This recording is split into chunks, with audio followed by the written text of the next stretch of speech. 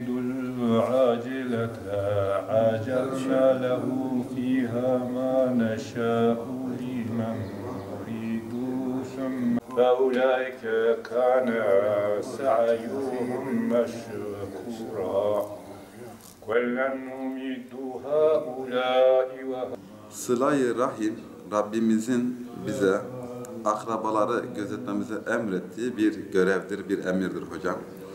Zaten ismini ise Rahim ismi sıfatından almış olmakla birlikte Rabbimiz akrabaları koruyup gözetmemizi bizlere emretmekte.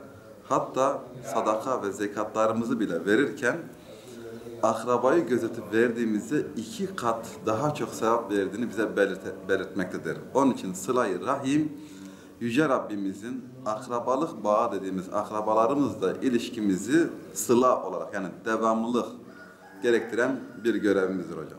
Ramazan'da daha iyi olmalı değil. O yani bak adı üstünde sıla bir devamlılık gerektirir hocam. Onun için sıla-i rahim Ramazan ve Ramazan'ın dışında da devamlı olmalı. Ne diyor? Akrabalarınızı koruyup gözetiniz. Mesela düşünün ki Ebu Talib'in iman etmediği söyleniliyor ama sırf yeğenini akrabalık bağından koruduğundan dolayı biz ne yapıyoruz? Ebu Talib'e ehli sünnet olarak bir muhabbet besliyoruz. Sırf akrabasını koruyup gözettiğinden dolayı. Onun için elbette ki özellikle mesela Ramazan ayında ne yapmalıyız? İlk ziyaretlerimiz hocam akrabalarımız var. Onun için hem Ramazan'ın hem de Ramazan'ın dışında da akrabalarımızı, eşimizi, dostumuzu terk etmemeliyiz. Yani Ramazan'da çok, Ramazan'dan sonra terk et, hayır, değil.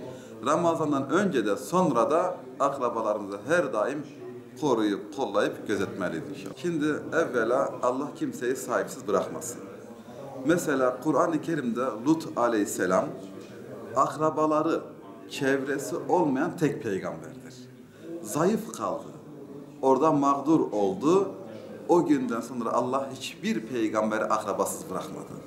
Şuayb aleyhisselam ise, dikkat edin hocam, Kur'an-ı Kerim'de ey Şuayb, akrabaların olmasaydı seni taşlardık. İşte hocam bu dünyada akraba, ne demek zaten biz akraba derken yakınlık diyoruz hocam. Akraba aslında hem maddi hem manevi yakınlıktır. Eğer bir Şuayb aleyhisselamı bile rejim ederken akrabalarından dolayı etmedilerse, Efendimiz'i Ebu Talip ve Hazreti Hatice annemiz vefat edene kadar korudularsa, dikkat ederseniz vefat etti. Yalnız kalınca o yıla bile ne denildi hocam? Hüzün yılı denildi. Onun için akraba aslında hem maddi hem manevi bir kala, bir sığınak, bir yardımlaşmaktır, birliktir, beraberliktir. Yani hastalığından tutunuz, düğününüzden tutunuz, iyi gününüzden, kötü gününüzden tutunuz, ziyaretlere doğru tutunuz. Hatta bu günümüz dünyalaşmasında bile ortamın kötülüğünden, yani bence çocuklarımız yabancıların yanına gideceğine akraba dediğimiz amcaoğlu, dayıoğlu, teyzeoğlu gibi kişilerin yanına gitmeleri hem daha güzeldir hem daha sağlıklıdır ki teyze, anne, baba, amca, baba yarısıdır. Şimdi Yüce Rabbimiz akrabayı Rahim ismi sıfatına benzetmiş. Dikkat ederseniz Besmele'deki Rahim ismi sıfatı müminlere hastır hocam. Yani Kur'an-ı Kerim'deki Rahim müminlere merhamet etme konusundadır. Bir sahabe geldi, dedi ki ya Resulallah ben akrabama iyilik ediyorum ama o bana cevap vermiyor. Hayır, sen devam et dedi. O sana iyilik etmese, cevap vermese de sen devam et. Asıl iyilik onun karşılığını görmediğin halde yapabilmendir dedi.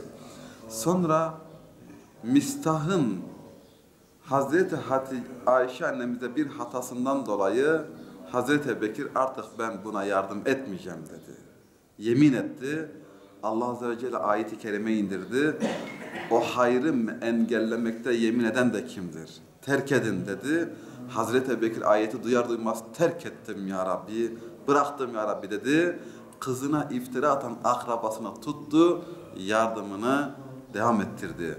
Aslında Allah'ın Rahim ismi sıfatı dedik ya, sıla-i rahim. Hocam, Allah'ın bana rahmet etmesini istiyorsa bir insan, eğer malının bereketlenmesini istiyorsa bir insan, eğer ahirete gittiğinde Rahim ismi sıfatının kendisine celbetmesini istiyorsa, şu dünyada akrabasını koruyup gözetmelidir. Hele şu aziz mübarek Ramazan ayında bir fitreyi ikiye mi katlamak istiyor, bir zekatı ikiye mi katlamak istiyor? Efendimiz buyurdu ki sallallahu aleyhi ve sellem, sadakalarınızı akrabanıza verdiğin zaman 2 ecir vardır. Bir sadaka ecri, 2 akrabayı koruyup gözetmek ecri. Kim için? Rabbimiz için. Ya Rabbi sen emrettin diye.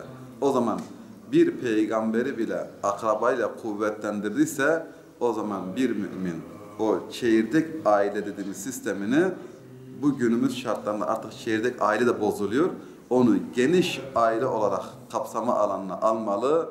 Yani teyze, hala, dayı gibi kavramları çocuklar arasında kullanmalı ve bu bağı bence koparmalı. Yoksa o sıla ve rahim koptuğunda biz rahimden mahrum kalabiliriz.